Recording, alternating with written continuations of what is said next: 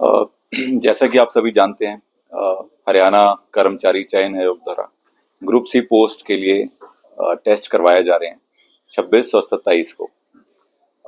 4 session में ये exam रहेगा। सुबह का जो सेशन है वो 10 बजे से लेके 11:45 तक रहेगा, और जो आफ्टरनून का सेशन है वो 3:15 से 5 बजे तक रहेगा। पूरे स्टेट में 13 लाख के आसपास कैंडिडेट जो हैं वो अपीयर हो रहे हैं। और हमारे ज़िले की बात करें तो जो हमारे ज़िले के कैंडिडेट्स हैं, जो गुड़गांव गुरुग्राम ज़िले के रेजिडेंट्स हैं, 7,800 कैंडिडेट्स का सेंटर जो है फरीदाबाद डिस्ट्रिक्ट में है। सिमिलरली जो कैंडिडेट हमारे ज़िले में अपीयर होंगे, 36,000 उनकी संख्या है, और वो कैंडिडेट्स सोनीपत, रोहतक, रेवाड़ी और कुछ संख्या नूंह ज़िले से होगी। सो एग्ज़ाम से रिलेटेड जो सारी तैयारियां हैं वो आयोग द्वारा और प्रशासन द्वारा कंप्लीट कर ली गई हैं। कुल हमारे ज़िले में 145 सेंटर्स हैं 107 लोकेशंस पर। ये सारे सेंटर्स जो हैं वो अर्बन एरिया में बनाए गए हैं, मुख्यतः गुरुग्राम और मानेसर में। कुछ सेंटर्स हमारे पटौदी और सोना के एरिया में है, उनका नंबर काफ़ी कम है। सो क्योंकि एक ज़िले कैंडिडेट दूसरे ज़िले में जा रहे हैं, तो एक मैसिव ट्रांसपोर्टेशन का भी इसमें अरेंजमेंट जो है वो किया गया, हर ज़िले द्वारा किया जा रहा है, पूरे प्रदेश में राज्य सरकार के निर्देशानुसार किया जा रहा है। तो जो हमारे ज़िले के रेजिडेंट्स कैंडिडेट्स हैं 7,800, उनके लिए बसेस हमारी 6 डिपो से चलेंगी, जिसमें गुरुग्राम, पटौदी, फरूखनगर, सोना एंड इसके अतिरिक्त हमारा एक सिटी बस सर्विस का डिपो है सेक्टर 52 में। वहाँ से बसेस जो हैं वो चलाई जाएंगी। एंड इसके लिए सारी इन्फॉर्मेशन वेरियस मीडिया चैनल्स के माध्यम से हम सारे कैंडिडेट तक पहुँचा रहे हैं, और सोशल मीडिया का भी इसमें हम सहारा ले रहे हैं कि सारे कैंडिडेट तक इन्फॉर्मेशन जा सके। साथ ही साथ हमने हेल्पलाइन नंबर भी जारी किए हैं, जिसमें कोई भी कैंडिडेट ट्रांसपोर्टेशन से रिलेटेड या अपने सेंटर से रिलेटेड कोई इन्फॉर्मेशन लेना चाहे, कोई समस्या अगर उसे आती है तो उसमें संपर्क कर सकता है। साथ ही 112 जो पुलिस की हेल्पलाइन है उसमें भी संपर्क स्थापित कर सकता है। सो बेसिकली 7,800 के लिए हमारी 240 बसें यानी 120 मॉर्निंग उसके लिए और 120 आफ्टरनून शिफ्ट के लिए चलाई जाएंगी फरीदाबाद ले जाने के लिए, और वापस भी बसेस लेके आएंगे। और इन बसेस में फ्री ऑफ कॉस्ट जो है ट्रैवल की सुविधा सरकार द्वारा दी गई है। सेकेंड चरण में बात करें, जो कैंडिडेट दूसरे ज़िलों से हमारे ज़िले में टेस्ट में अपीयर होने के लिए आ रहे हैं, सो बसेस रिस्पेक्टिव डिस्ट्रिक्ट द्वारा चलाई जाएंगी। एंड सुबह 7 साढ़े 7 तक बसेस हमारे यहाँ शटल पॉइंट, जिन्हें क्लस्टर पॉइंट भी हम कह रहे हैं, वहाँ पे कैंडिडेट्स को पहुँचाएंगी। तो हमारे जो क्लस्टर पॉइंट हैं वो एसजीटी यूनिवर्सिटी है, जिससे हमारा द्वारका एक्सप्रेसवे के आसपास वाला चंदू, बुधेड़ा, दौलताबाद, ये वाला एरिया में जो सेंटर्स हैं उनको केटर करेगा। इसके अलावा आईएमटी मानेसर में सेकंड हमारा क्लस्टर पॉइंट है, जो मानेसर एरिया के जितने भी सेंटर्स हैं उनको केटर करेगा। फिर तीसरा सेंटर हमारा राजीव चौक, ये जो पार्किंग एरिया है, इसमें बनाया गया है, जिससे हमारा ओल्ड गुरुग्राम के जितने सेंटर्स हैं उनको केटर करेगा।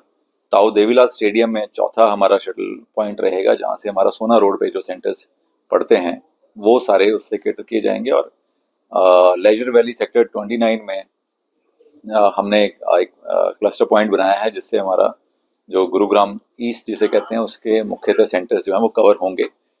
सो यहाँ पे उतरने के बाद शटल बसेस चलाई जा रही हैं, 350 शटल बसेस की व्यवस्था की गई है। और इन सारे पॉइंट्स पे 5 से 10 की संख्या में रूट्स जो हैं वो निर्धारित किए गए, जो 3 या 4 सेंटर्स को केटर करेंगे। तो उन रूट से पे बसें चलेंगी, और उन्हीं के माध्यम से कैंडिडेट्स को उनके सेंटर तक पहुंचाया जाएगा, वापस लाया जाएगा। एंड फिर जो डिस्ट्रिक्ट की बसेस उनमें सफ़र करके अपने रिस्पेक्टिव डिस्ट्रिक्ट में वापस जाएंगे। सिक्योरिटी और लॉ एंड ऑर्डर की व्यवस्था की बात करें तो इसमें पुलिस का डिप्लॉयमेंट जो है वो प्लान तैयार हो रहा है, और प्रत्येक सेंटर पर 10 के आसपास हमारे पुलिस बल की तैनाती रहेगी।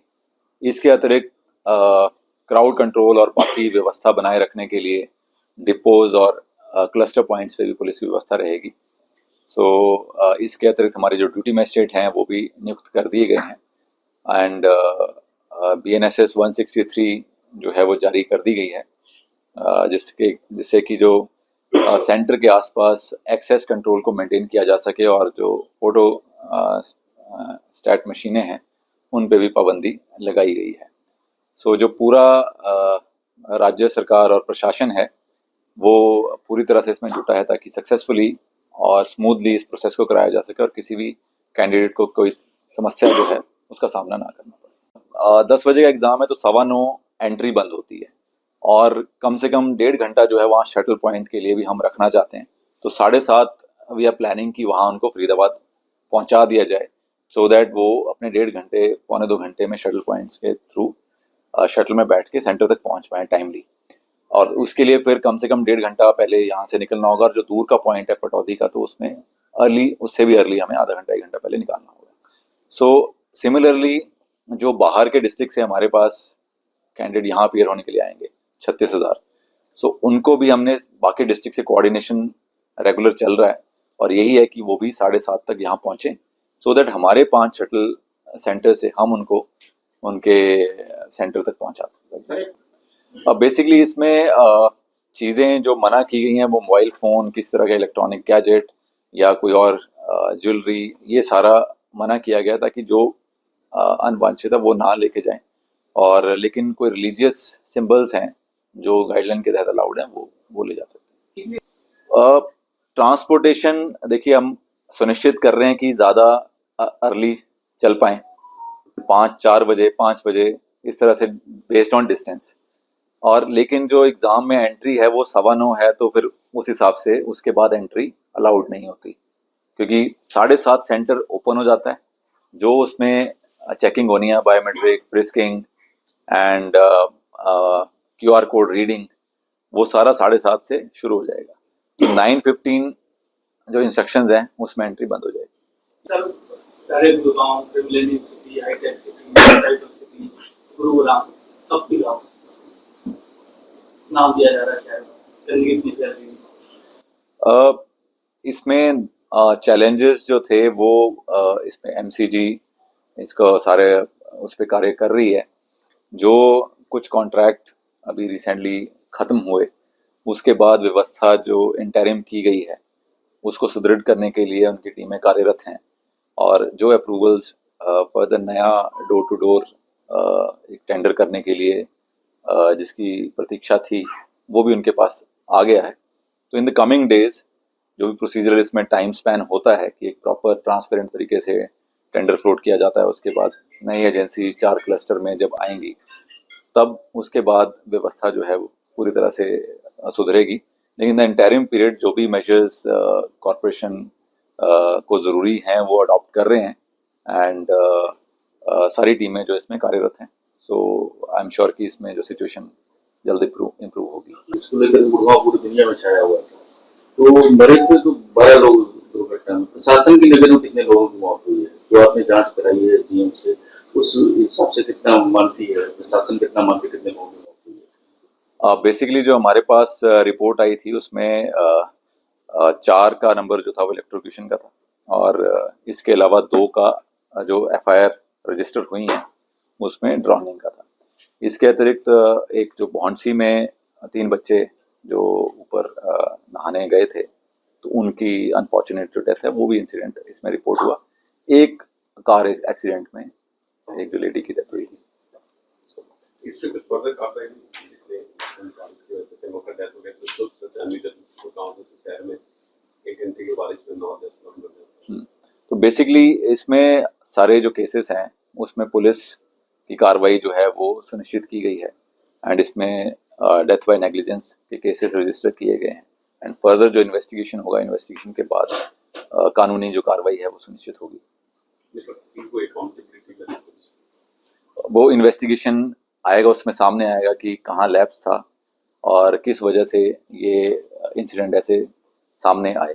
इन्वेस्टिगेशन के बाद जनरल होते हैं 2 साल पहले 3 लोग मर गए थे इलेक्ट्रिशियन से बारिश के टाइम पे इस वक्त को चॉकलेट स्टेशन पर उसमें भी एफआईआर हुई थी पर फिर वो सब भी हो जाती है। इन्वेस्टिगेशन में जांच में सामने आएगा कि कोई किसकी उसमें लापरवाही है, अकॉर्डिंगली कानून अपना कार्य करेगा। इसमें सर कोई मुआवजा सरकार भी लिखा गया है जो मरने वाला नहीं है परिवार को? इसमें जो हमारा स्टेट डिजास्टर रिलीफ की पॉलिसी है उसके तहत हम एप्लीकेशन अगर हमारे पास आती है तो उसमें हम मुआवजा जो है सुनिश्चित करेंगे। इसमें 4 लाख तक का भी जो डेथ पे दिया जाता है मुआवजा वो स्टेट गवर्नमेंट द्वारा प्रोवाइड किया जाता है। अगर कोई इसमें हमने 20 कम्युनिटी सेंटर जो हैं वो चिन्हित किए हैं और कुछ एक हमने धर्मशालाएं भी इसमें चिन्हित करी हैं ताकि जो पहले अभ्यर्थी पहुंचे उनकी रहने की व्यवस्था हो सके।